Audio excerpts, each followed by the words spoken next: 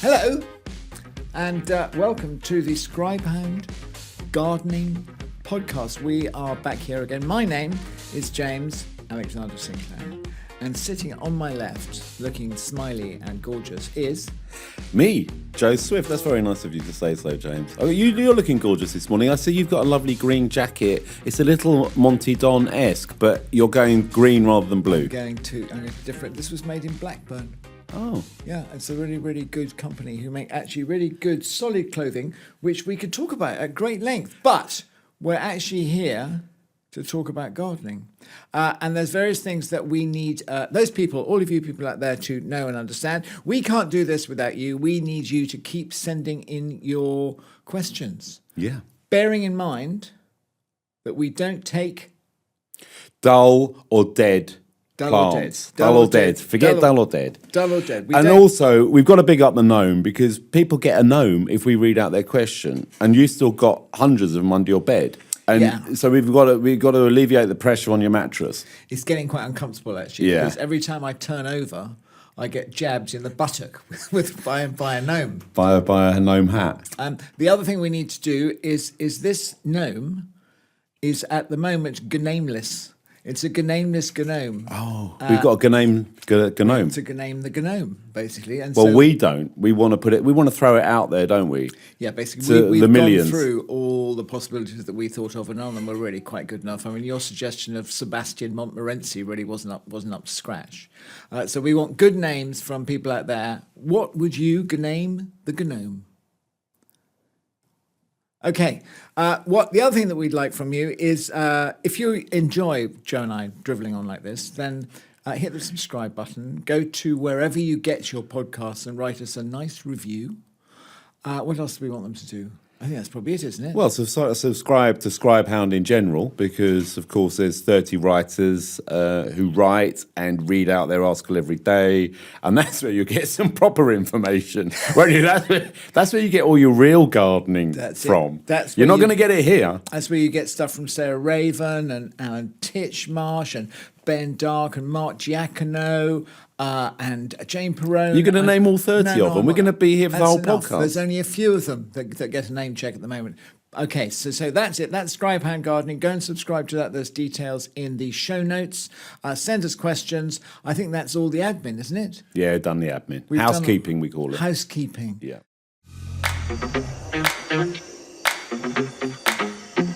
Gardening can sometimes be bewildering, which is why I am so pleased that we have snuggled up with our friends at Crocus for this podcast series.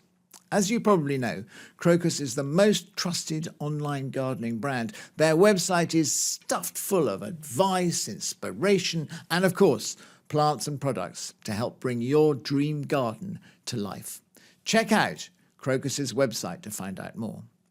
If you find something that you just cannot resist, use the code SCRIBEHOUND20 at the checkout to enjoy 20% off all full-price plants until October the 31st, which is, of course, Halloween.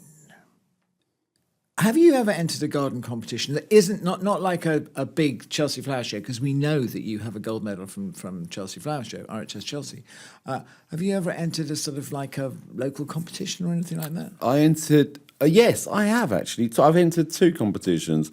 One when I had my allotment back in 2008, 2009. You probably remember it. I was also Fat Dad Footballer. I was Fat Dad Footballer of the Year. I was so fit that year because I was, urban gardening, digging the allotment, playing football, all that sort of stuff. So I entered, there was a little show, this was in Enfield, and we had, on the whole allotments, there was maybe 50 plots, and we entered vegetables and flowers, and I won it with this incredible fennel. I won... What, bulb fennel or fluffy fennel? A bulb fennel. I planted it. I completely forgot about it for weeks, and they're really quite hard to grow, fennel. Often they bolt. And anyway, I just went round the back of the allotment, found this bit. What am I going to enter? Well, nothing else. Everything else was looking a bit scrappy. And I dug it up and I put it on the table, and it won a medal. What did it win? Well, it won a best fennel in the show competition, on the most beautiful vegetable or something like that. But what was interesting was, because we were all mic'd up because we were filming it, the sound man was listening into the judges. There was 3 or 4 judges. Yeah. And when they found out that it was my fennel after they'd given the award, they weren't too pleased. So if they'd known it was my fennel before, they wouldn't have given it to me. They would have stitched me up over the whole thing. Were these judges outside judges? The independent judges? They other people who had an allotment in the same Independent judges. They were sort of horticultural plant experts. The whole thing was sponsored by a supermarket. So we all had this supermarket sandwiches everywhere. And anyway, so I won that with the fennel, which I was very, very pleased with. And also I did a grow to show 1 hour special for Gardeners World many years ago. And I grew carrots and onions and French beans in my back garden to enter to an RHS show in Vincent Square. Yeah. In the autumn show. And I was going for sort of giant carrots and beautiful onions and French beans. We won't talk about the French beans. It was absolutely fascinating. How big were your carrots? They were maybe about 12 inches You have to long. do 3, don't you, that match? And what you have to is, you know, the tail at the bottom of a carrot, that little bit, that mustn't snap, mustn't it? No, carrots. Well, it depends. The carrot variety I was growing. Yeah. And I loved it because it sounded like a horse that you put your money on. It was called Sweet Candle. Right, Sweet Candle. It was Medwin Williams. Go, Sweet Candle. You know Medwin? Yeah, Medwin. When Medwin has, I don't know how many gold medals he's won at Chelsea for his vegetables, but he was always the big vegetable man at Chelsea. You would go there and there would be this sort of display of extraordinary things and long parsnips and perfectly globose tomatoes. Absolutely beautiful. Against always a black backdrop, shows off the colours and the shapes, and they're a piece of art in themselves, those displays.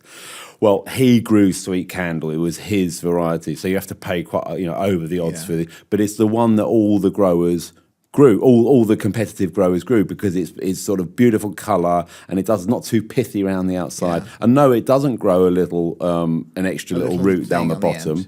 But oh man, I had 3 dustbins and I had, I think, 4 carrots in each dustbin, so that's 12. Right? Yeah, that's correct. And I was competing with people who were going 300, 400, 500 carrots to get 3 good ones. Gosh. Yeah. So obviously I had no chance, but I still delivered. I went down there and I put them on this plate, and it was the whole summer was so much fun. And so I went and interviewed a lot of these serious growers. Some of them, they haven't been on holiday. They don't go on holiday in the spring and summer. Sherry Plum. What's Sherry Plum? I saw her last year at Tatton Park. I thought it was a variety of vegetables. No, we're back to the gardening Cluedo board. Okay, Sherry Plum. Yeah, all right. Yeah. Professor Sherry Plum. Potato extraordinaire, grower extraordinaire. She's won everything, been there, done it. When she turns up, everyone else may as well go home. I didn't know that. Also, it's quite interesting the fact that it's a woman, because there's not a lot of women in competitive vegetable growing. Because I remember going to, I think it was Harrogate's show, and interviewing people about this years and years and years ago. And I remember talking to, there was a lot of sort of gnarly blokes, basically, who grew not just vegetables, but also dahlias, chrysanthemums, all of that kind of stuff. But I remember talking to the guy who grew the champion leek. And it is, going back to your racehorse, it's quite like racehorse breeding. And what they do is that they sell the seed from the champion leek. It's like a stud farm for vegetables. Really is. Basically. And you get the seed. And he said he was going to make about £1,000 or something just from selling seed from this one particular leek to all the other blokes that there were around the place. And also I remember talking to somebody up there, and they were great, because your carrots, you were growing them for taste and uniformity, weren't you? Well, no one to know. They don't eat them. The judges didn't eat them. It was just all for show. But they were grown organically, which was quite interesting. That's also good. Because a lot of the growers do grow organically. They make up their own comfrey mixes, and they make up their own blend, and these secret mixes that they put on. That's the secret, is how much beer there is. Yeah. What is in it? Yeah, and you would think that they're using chemicals and chucking chemicals all over the place. But mine were perfectly edible, so I did eat the ones that I didn't enter into the award, yeah. But the guy I spoke to, he was growing his for length. So basically, rather than the dustbin, which only he used to grow them in a drain pipe full of sand. So basically, it was against the side of the shed, and there was this long drain pipe, sort of 2-3 meters high, tied to the shed. Yeah. And he planted a seed at the top and water at the bottom. Yeah. Which meant that as it did it, it would go, I'm gasping. It'd be like the cartoon of the man going across the desert, and there's an oasis at the end of it. And so this carrot would go longer and longer and longer and longer. And then because it was sand, that's how you kept the length of it, and this long root at the end, because you just wash the sand out very gently. It's like being it's like going to a spa. It's like having a hammam and being slowly and gently rinsed off. And then you have to get this carrot out without snapping off the end. Well, that's the trick. That's the difficult thing, isn't it? Yeah. You could get an angle grinder actually on the drain pipe, if it's a plastic drain pipe. And you could cut it and then reveal it rather than trying to pull it through. No, but you just wash it out, and it just wash it out. Yeah, you just wash it out. You lift it up, you wash the sand out. It's just it's. Well, my technique was quite interesting because I had dustbins in the garden, and I filled them with sand. But then I took a core out. Imagine like a sort of 50 mil, actually 100 mil drain pipe. Plastic. You core down through the sand, and then you lift out this pure. So it's got a hole all the way through, 4 holes. So the sand is sort of acting as your not the medium, but it's your sort of quite solid base. And then I sieved compost into and some, I think, perlite or vermiculite into each of these. Well, you have to feed it into this core and hope the whole core doesn't collapse, and that's where you grow your carrot into the compost that's surrounded by sand. Yes, exactly. It's that kind of thing. It's like when they do they drill down to get ice samples out of the Antarctic. Don't they? Exactly. They go down, they take this core out and do it like that. And when I was doing it, I phoned my director because they were filming it. This guy called Mark Scott. He's a bit of a legend. I think you've probably worked with him. Worked with Mark Scott, yeah. And I said, "Oh, Mark, I'm just," because I was doing a video diary at the time, which was quite fun. And I rang him. I said, "Oh, I'm sieving. I'm going to be sieving, 20 bags of compost." What? Wait there. You can't. He would shoot everything, right? He said, "You got to wait there. You got to wait there. I'm on my way." I was like, "Well, where are you?" He was in Birmingham. Okay, so you were in Hackney. I was in Hackney, and he had to drive from Birmingham down to me, and he shot me sieving 20, because you sieve it, it's literally through a garden sieve, 20 bags, and none. He didn't use 1 minute of that. So anyway, there's where your BBC license fee ends up. And then when we also went to a lot of shows around that summer, there's one in Dorchester, actually near where I live. There's a big Dorchester show in the autumn. I've been to that years and years ago. And there's a lot of giant veg down there, a lot of competitive veg. And he stayed up all night to see this guy place. And apparently this guy always turns up at 3-4 o'clock in the morning So nobody knows. Yeah, to place his onions. So they all sort of they all turn up the next morning from their hotels or they're back of their caravan or wherever they've been staying, and there is his onions and his potatoes and his carrots, whatever. And Mark Scott literally stayed up all night. The guy rolls in at about 7:30 in the morning, like with everybody else. And Mark was exhausted waiting for this moment. But why is it such a male? Well, it is 100% male, I think, apart from Sherry Plum. Apart from the excellent Sherry Plum, I think it's about the allotment. It's about getting away. It's about sort of a rest after a hard week's work or something, and going down to the allotment and having this sort of. But that's growing veg. That's camaraderie of vegetable growers. But it's the competitiveness. That's the male thing. But yes, I would agree with that. We've got both of these things. You've got the camaraderie of all lads together, talking about pumpkins or whatever it is, and it is that sort of slight competitiveness. But I don't know whether I think the competitiveness might be from one set of allotments to another one. You're not going to be too competitive within your own guys, but then who knows? No. They're competitive the whole way. Yeah. Maybe I've only met smiley ones. I mean, there are people who just grow like Terry Wilson. Yeah. He's not really a vegetable. Terry, he's not a course. giant vegetable grower, but my God, he knows how to grow a vegetable. Oh wow, yeah. But his stuff is about eating it, and then they're the guys who are actually just growing. I mean, we see them at Malvern, the autumn show. In the autumn Malvern show, giant veg. And there is a pumpkin the size of Jabba the Hutt that gets brought in on a forklift truck, and they They did one. There was a guy who grew them at RHS Garden at Hyde Hall, and his pumpkin was so big, he hollowed it out and he launched himself onto the pond there, and it basically became like a coracle. Oh yes, a little boat. Yeah, it's a little boat. He was floating around. I'm not sure how long he remained dry, but there was a little boat. So you can be that big in order to do it. But then you have people who are the same thing about the feed, about what they're feeding it on. What are you feeding your pumpkin on? What are you feeding your marrow on? We spoke about marrows in one of the previous episodes, didn't we? Yeah, we talked did. about dachshunds and marrows. How big can you get your marrow? How big can you get your pumpkin?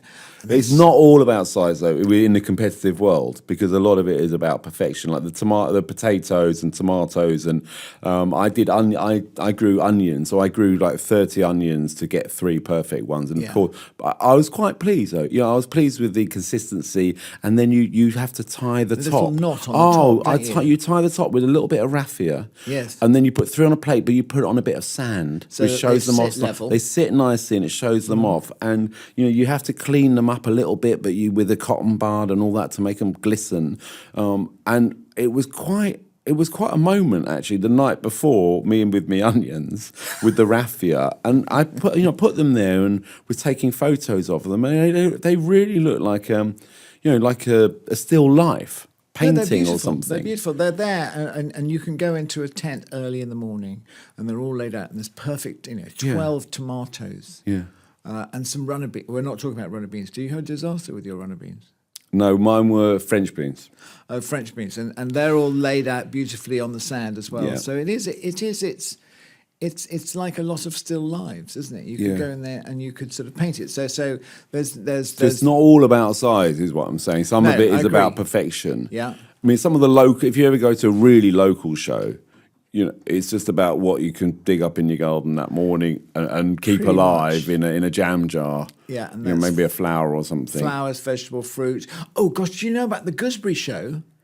No, I haven't. There's the World Gooseberry Growing Championships, which are somewhere in Yorkshire. God, my memory, I can't remember. Anyway, somewhere in Yorkshire, and you bring your berry in, and they have a gooseberry the size. Well, it's not what I'm saying the size of that. The size of a lychee, of a plum. A plum. Yeah, and you have to weigh, and they have special gooseberry weighing scales that are sort of calibrated and checked by the Gooseberry Authority of the United Kingdom. Serious stuff. And you have to weigh each gooseberry, and that is really, really competitive. And again, what are we going for? The heaviest gooseberry? We're looking for the heaviest gooseberry. Okay. But again, quite a lot of that, and the giant vegetable thing, is sort of mining. Mining villages used to have a lot of vegetable growing competitions as well. Because again, if you're in a pit for most of the week, you want fresh air, you want a bit of sort of, vegetable growing, a bit of something that takes time, and a little bit of mindfulness. Well, also you want fresh produce. And you want fresh produce. You want to eat fresh produce. You want to, pick it and eat it. And there's 2 things. So you're growing for competition, you're growing for produce, and there's sort of slightly different things. The other things that a lot of those allotments in those days used to have is red peonies. So you'd have peonies, and they'd be about the only flowering things then, because they work well in vases, and so you take them home. Because it's not just vegetables, there's also flower competitions as well at all of these lower things. And do you remember, I remember it with a thorn in my heart. Remember we did a floral competition at Malvern many years ago. Weird. That was we were competing with against. It was just you and me. Other. Well, no. Oh no! There was all a whole thing. There's a load of other people. We forgot about people who actually really knew what they were doing. We were in a slightly different class, which was sort of slightly. So we were in the remedial. Yeah, we were in the remedial class round the corner. But we were sort of coached. Yeah. And Christine, wasn't well. it Christine? Christine and Catherine. Christine and Catherine. Yeah, basically, and they sort of helped us through this thing. And then you started mucking about, James. I was not mucking about. You were at the back of the class, and if it was a real class, you would have been expelled or sent out into the corridor for an hour. Happened. I decided that what I wanted to do was do something a little bit more conceptual. Oh, dear. A little bit edgier. Right. A little bit more. A little bit more out there. You were quite conventional, and you were sort of, arranging your stuff. And I thought, okay, I'm going to go off this direction. I think I did something. If I remember rightly, I think it was called Motorway Bridge over the M6. Your piece. My piece. And it was a sort of floor. I can't remember. There's a floor. I think it was a candle. I think it was ahead of its time, wasn't it? It was very much ahead of its time. And we did a few of them on stage, and then we did this proper competition one, which might have been filmed. I can't remember. I think it was. We went out on the Malvern Flower Show TV thing. I mean, you embarrassed yourself in front of the nation. Well. And can I just, I think basically you got a letter which said, please don't come back again next year, or something like that. I think it was encouraging but discouraging. And I was highly commended. You were highly commended. By NAFAS. That's it, the NAFAS people. And then it was... Floral art. The National Association of Flower Arranging Societies. That's it. There was a NAFAS judge. Yes. Which was, they judged our stuff, and they liked your thing. Well, let's put it this way. I won. You did win. And you lost. And you were asked not to come back again. And I was never invited back. That's very, very true. But I still maintain that mine was ahead of its time. It was ahead of its time. And it was sort of there. Whereas, that was quite fun though. But they're quite fiercely competitive. That's where, okay, so this is mostly women who are doing the NAFAS stuff. So they're mostly doing the flower things. And that's quite, they're at Chelsea, they're at all sorts of places. And they are sort of, beginning to, it's been quite an old-fashioned industry, and there's been a lot of sort of floral foam that now everybody's trying to get rid of, and they're sort of at the head of that, and they're sort of pushing onwards and pushing into the future, I think, probably. But if you go back to the village shows, then there's the vegetable which is mostly blokes, and there's the floral bit, which was mostly women. I think there's more of a mix in. Now, I haven't been... Have you got a local show I went to Royal Devon Show a couple of years ago because I was doing some talks there, and I went around the marquee, and there was a lot of Ikebana floral art. We used to call it floral art. Because there's a difference between flower arranging and floral art. There is. But I can't remember what the difference between... And then there's Ikebana, the Japanese art of flower arranging. Yeah, different thing. And which is a whole... But there is a new generation coming through, and because I'm an expert in this subject now, because I've worked with you, but we have seen a lot of it over the years, there was some really high balanced colour, texture, and then when I went around looking at who had won a gold and, all these different medals, it wasn't an RHS show. I totally connected with that and saw that, and you can see a really beautifully well-balanced, well-conceived piece. And often they're given a theme. I don't think the M6 comes into it usually. I think it's an opportunity missed. They're given a theme like, I don't know, it's quite a loose thing. It's like a sort of sunset. Yes. Yeah. Moonrise. Lovely. It's that kind of thing. But the other thing that they're doing a lot of is British grown flowers, not flying them in from Kenya and Colombia and all that kind of stuff, and encouraging all of that kind of stuff. So there's a sort of environmentalism, an environmental movement to do with flower arranging too, and that reappears at village shows. But then there's other thing about village shows that you hear about occasionally. What, skullduggery? Skullduggery. I think that there was a bloke, I don't know how many years ago, who basically, he'd got enormous pumpkins, but what he'd been doing is he'd been basically injecting them with water. So it was mostly water. What's wrong with that? Well, apparently it's cheating. Apparently it's rather than watering it, you're actually intravenously feeding. It's like putting a pumpkin on a drip. It's just getting water, hydrating this vegetable in a different way. He's not filling it with narcotics or some sort of illegal drug. It's adding weight to it, which is... Oh, is that what it was all... Because it's all about how heavy your pumpkin is. Because you can't really do... like your carrots and your onions you were talking about earlier, you can do them on aesthetic grounds, but a pumpkin, when it gets beyond a certain size, is a pretty ugly thing. Yeah, really. I've sat on top of it. I've had a photograph of me sat right on top of a pumpkin with my legs crossed in a lotus position with 3 or 4 school children around me, all grinning. As the photographer has obviously said, can you all please smile? They've got that smiley look, and there's me looking like a complete lemon sitting on top of a pumpkin. It's the most ridiculous. But actually, now I think about it, there was one year where there was a guy carving pumpkins, and he carved my face into a pumpkin, and you said on stage in front of everyone, the pumpkin looked more like Joe before you started. And I've never forgotten that moment. We're going to get all Quite the resemblance rude, out now. quite but rude. But it's very clever. He was very clever to actually have done that. But there is a certain... I mean, he had a good starting point Careful. with you. Careful, James. Just be careful.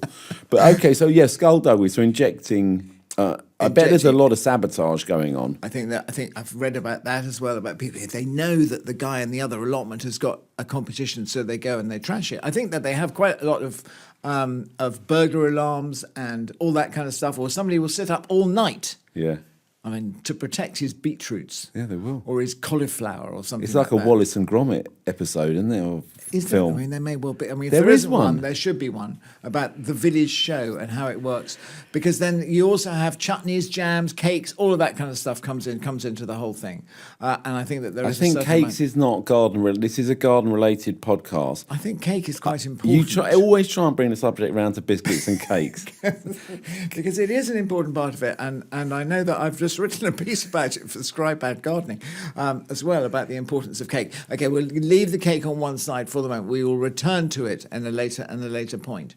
But I think that it would be sad if we lost village shows, wouldn't it? Yeah, totally. There's sort of a hub of horticulture, and obviously there's a community aspect and encouraging, and that's where the knowledge is passed on as well. Yeah, there's a lot of knowledge passed on through grandparents, parents, and I mean, I guess everyone just gets it all from YouTube and Instagram and TikTok and all that these days. It's not the same. Not the same. Because they almost all the village shows I've been to also have a children's class, a children's bit where they have to enter ugly vegetables. Yes. Or vegetable animals, where you get a potato and stick a carrot onto it and make it look like a giraffe. You should have gone for that at Malvern. That would have been your category. You would have smashed that one. I'm going to go for ugly animals instead of anything else. Okay, fine. So that is our competitive gardening. I think that it's something that we want to encourage. Yeah. We haven't even talked about, keeping up with the Joneses next door in the real world outside of competitive gardening, because there's a lot of competition just within a neighbourhood as well. But maybe there's a whole new podcast for that. I think there's probably another episode about that. Well, we've done competition gardening in shows, and we can move into actually what you do to make your garden better than your neighbour at a later date.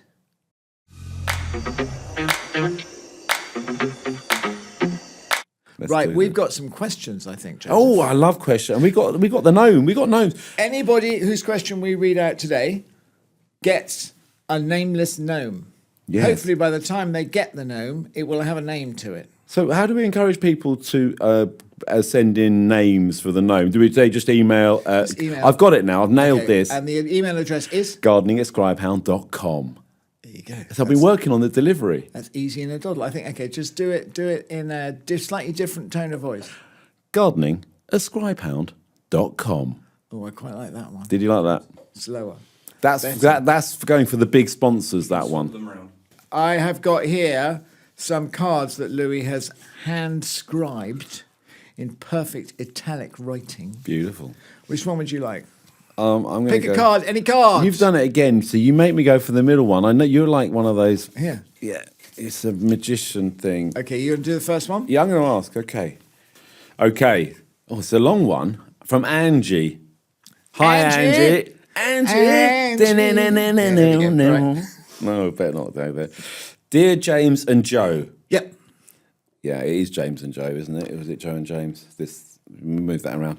Loved your first podcast. Had me giggling in the greenhouse. My question is it ever acceptable to leave out garden tools/implements? You see, I've recently got into the habit of leaving a spade in the ground, specifically by the potatoes, on the basis that I'm ever ready to earth them up. But does it look a bit pretentious, or does it look a bit untidy and like I can't be bothered to clear away after myself? It doesn't stop there. Okay, was it more? Then there's the issue of the hose pipe. Should you always roll it up? Or in the interests of expediency and, again, being ever ready, especially in the current drought, is it better to just leave it unwound such that I can use it again the next day? Slightly unclear on best gardening etiquette that I wouldn't normally be bothered about, but my new garden is visible from the road, so I'm sure the villagers talking about the wrong etiquette behind my back. There's a lot going on here. Okay, let's just go with For a start, I would just like to say all the neighbours, don't worry about that. Yeah. If you worry about your neighbours, what they'll think you're a proper gardener. You're out there gardening. You're doing it. You got hose pipes. You got your spade everywhere. They'll see you gardening, and whatever. And neighbours are going to just gossip about you anyway. Frankly, Don't worry about the neighbours. What they'll be doing is they'll be saying, "Oh gosh, Angie leaves her spade out. I must leave my spade out." You're setting a trend, is what you're doing, Angie. Yeah. Okay, so on the spade thing, I do that sometimes, basically, but I tend to forget where I've left it, and I wander back and think, I have to go to Celestia, my wife, and say, "Have you seen my spade anywhere?" You And could put an it's air tag on somewhere it. else. Put an air tag on I it. could put an air tag. I know where it was at all times. I think it's okay to leave a spade out. I've this morning I looked out the window and there was a spade I left out from a couple of days ago. I was thinking about oiling the handle of this spade at some time, because I guess if it gets wet and dry and in the sun, it's going to deteriorate over time. But I put forks and spades, and I know that I should clean them all at the end of the day, put them in the wheelbarrow, take them back into the shed. But I'm thinking, well, I'm going to go out the next day. That's it. What? Do you actually? I think do it's a that? sign of a real gardener leaving a few tools around.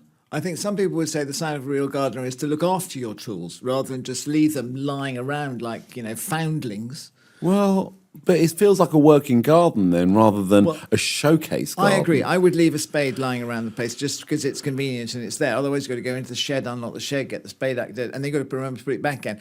I'm very bad at cleaning my tools. I do it sort of once or twice a year. Yeah, I sharpen my. I like sharpening spades and things. I've got a nice pointy spade. Yeah. Oh, okay. You got the pointy one. I've got the pointy golden spade. Oh, I know that. I used one because a gardener I was working with the other day had a pointy golden spade, because it looks really clunky, but you lift it up. But it's... And we're not going to say the brand because it's a potential new sponsor. That's the way we've got to think of it, James. Do you should just give them? Do we give them a taster?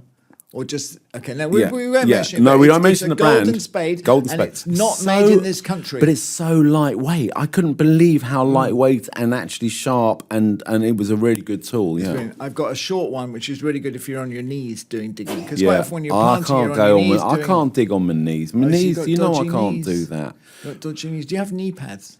I have got knee pads, but I always forget to put them on, and by the time I've remembered my knees hurt, it's like I've that's done it. everything really. I've got a little kneeling stool. Oh yeah, that you would have a carry little around, but I don't use it very often because it's sort of you fall off it or it gets inconvenient or something. Anyway, bad things happen. So, Angie's spade. I think we think it's okay. Angie's It's spade absolutely is all right. fine, Angie, but just every now and then give it a bit of TLC. But it's not a showcase garden. I think this is the real key thing here that Angie's got a problem with here. Does it look a bit pretentious? Wow, leaving tools in the garden, does it look pretentious? Does she leave it with maybe a straw hat angled on top of it? Well, I might do that with my Panama sometimes. Exactly, but you don't leave your spade or your Panama out all year round. That's a bad idea. No, that is really But bad I don't idea. think it's pretentious. I think it shows a certain earthy attractiveness, which is what I'm expecting from Angie. The hose pipe, on the other hand... Hose pipe is... I'm concerned about health and safety here. Yeah. Trip Which hazard. is not something that we usually care about that much. No. But yes, it's very definitely a trip hazard. Doing it, what you need is one of those hose pipe things that are retractable, and you go thump. And the problem with that on the health and safety thing is that the last bit goes really fast. Yeah, and you can get your hands and you caught. you just get whacked by this hose pipe that's goes flying past you at that time. Yeah. So I think that it's probably sensible to roll up your hose pipe to avoid tripping over it. I think that's really sensible, but at the same time, there are evenings when I don't either. So, Angie, I think, I'm with you. Yeah. I'm with you, Angie. We're from the same Angie gardening stock. Gets a gnome. Angie definitely gets a gnome. Definitely. Congratulations, Angie. Okay. Okay, right, your question. I'm going to do a question now. With your green Quizmaster jacket. Question from Ursula. I have dead-headed the hellebores that flowered beautifully in a mixed shady border to make way for the next wave of planting, which includes Astrantia, Tricertis hirta, Astilbe, Thalictrum, etc. The problem is that aphids are infesting the hellebore leaves. This question is a little bit gardening. This is getting a bit proper. What do they think? Okay, hang on. We are. Aphids. Do they think we know anything? Which themselves seem to be But sending... also, I think this is a show-off question, because when you list a load of plants, you're showing off. You're saying, this is what I've got in my garden. What's her name? Ursula. Ursula. She's delightful. She's got a very... check it. Aphids are infesting it. The honeydew is all over the foliage of the emerging neighbours. I'm worried about ending up... Do you know something? I'm not interested in this question. Well, if you're not, I'm not either, James. Solidarity, brother. I think that what I would like you to do, Ursula, is to send this question to Gardener's Question Time. That's the one. Is the one. Yeah, Matthew Wilson. Matthew Pottage, one of our fellow scribe hounders. Yeah. So, yeah. Sorry, Ursula. Bunny Guinness might have an answer for you there, but we haven't. No, and that means I'm afraid, Ursula, send us another question and you'll get a gnome next time, but not this time. This time, no cigar. No cigar. Okay, I'm going to have this we one. We could call the gnome Ursula after Ursula, but no, it's not okay, good. This is from Kathy. I'm assuming it's probably not your Kathy. Well, I'll read out the question and I'll tell you. In a previous house in the early 90s, I had to live with a bald bloke who was a presenter on Gardener's World. That's definitely not my Kathy. In a previous house in the early 90s, I planted a clematis, of which one wayward tendril dared to wander into my really vindictive neighbour's garden. Oh. So she ripped out the whole plant. This is our kind of question. It's got drama. Yeah. It's got conflict. Shortly afterwards, jeopardy. Shortly after, I bought a gnome, which had its trousers partway down to reveal its bare behind, and planted it facing her low fence. Had I reached the bottom in good taste, do you think? Loved the first episode, by the way. So Kathy, basically in revenge for this vindictive neighbours who ripped out her plant, did a gnome with a builder's bum. Yeah. And put it facing her. Yeah, but where's the question? This isn't a question, it's more of a statement. Here's the question. Had I reached the bottom in good taste, do you think? Yeah, I mean, I think it's a perfectly acceptable There's a lot of reaction. issues. Oh, we've got, this is like the gardening, we're like therapists. Do you think it's like on the psychiatrist's couch? I think so, because everyone said that I would make such a great therapist. By everyone, who do you mean exactly?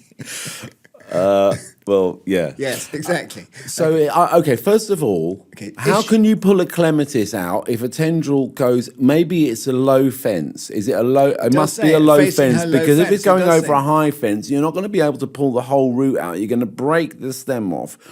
So, okay, so it's a low fence. I think that's out of order, frankly. By going into leaning over and pulling out a clematis from someone else's garden, you can snip everything off back to your boundary.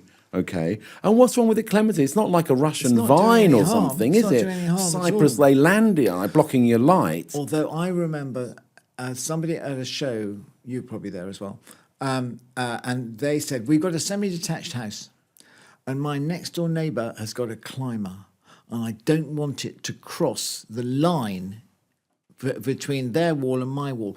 What can I spray on the wall so when it touches my bit, it dies? Oh dear. That was really quite a serious question, that one. I bet you didn't offer any proper advice. I didn't offer any proper advice at all. Basically... Okay, so they've ripped the clematis out. Yeah. Well, I would go round there and have a chat with them for a start. I think so. I'd give them the eyeball. I'd eyeball them and I'd say, what do you think you're doing, ripping out my clematis? But you might need photographic or video evidence. So first of all, get some CCTV installed. That's what I would do. This is the early 90s. What? Are we going back that far? Yes, this is a resentment that has been festering for 30-something years. But then the real problem I have with this question is that you've got a gnome. Maybe the gnome's buttocks are facing towards your neighbour, but you've still got a flipping gnome in your garden. And we should only have gnomes like this on your shelves, on your mantelpiece. Well, no, I agree. There is a gnome in the garden, but that's not what the question. I mean, do you think she's reached the bottom? It's a confusing question. I'm torn. I don't know whether she deserves a gnome for this question or not. What do you think? Oh, definitely gets a gnome. Yeah. Do you think so? Yeah. Okay, but we've got to get rid of these things, James. I keep telling you. Yeah, let's get rid of them somewhere. Okay, Kathy, you get a gnome. I don't think that you've reached the bottom of good taste, but I think Joseph's right, and I don't often think Joseph's right, in that you should really go and talk to your neighbour first, because diplomacy is basically the first call before you start doing things like chucking snails over the fence. That's the next stage in neighbourly relations, or putting gnomes facing in that direction. So yes, I've got one more question. If this is 1990, they've probably all moved by now. They've all gone. They've all cashed in and moved house up the road, down the road, or upsized, downsized, or whatever. They've moved, but Kathy has taken the resentment with her. No, I can see that. By the way, it's definitely not my Kathy, that one. No. Okay, I've got another question here Very short, very straightforward, because we're Good. reaching the end of the episode. This is from Petra. If you were a gnome... Oh, what is it I about know, it's gnomes? gnomes. Because it's our, I guess it's probably our fault. Are we for- encouraging about this the thing? nameless gnome? We are slightly. If you were a gnome, how tall would you be? That's ridiculous, that question. I mean, between what and what? Well, I don't know. Between okay, so is a gnome taller than a pixie? It's definitely taller than a sprite or a fairy, but is it taller than a pixie or an elf? Some regard me as a serious garden designer. Do you know that? Yeah, Some people me see me too. as a knowledgeable gardener and a serious garden designer, and I think. What are you? What's you actually? That green is a bit gnome-like. I Your think jacket. it's important. I'm a vice-president of the Royal Horticultural Society. You see? I mean, this is a serious question. The sort of thing. Well, I think you should take it to council, RHS Ask them. Council, and make it a priority. No, but maybe it's a personal thing. Okay, so there's the thing about how tall is a gnome. Okay, I mean that's a philosophical question that has occupied people over centuries. Do you remember that TV program, The Land of the Giants? With Harry? That was great. Was that Harry? There were dinosaurs and all It things don't- like but that. there was all these little people. You know, they were all little people, and they used to sort of scrabble around and up and down bookshelves, and they were Oh, the borrowers. Yeah, no, it's a bit like the borrowers, but I think it was a bit more exciting. I think.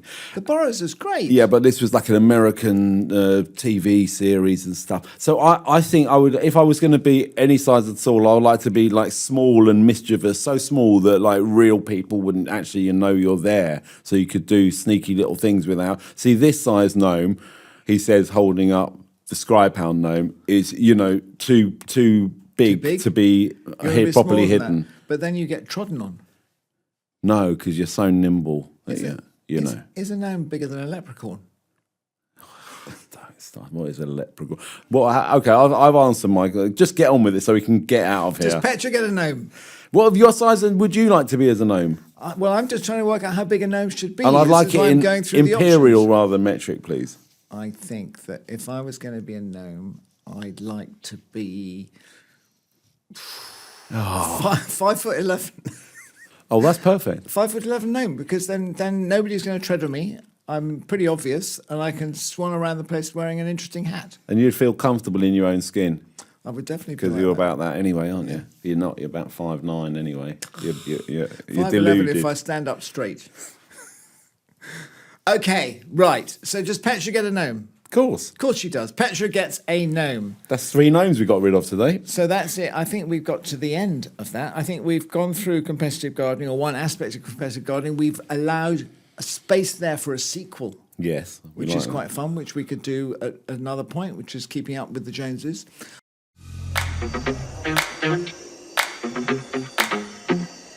So in the meantime, if you have any questions for us or anything you'd like us to talk about, send us an email at... gardening@scribehound.com.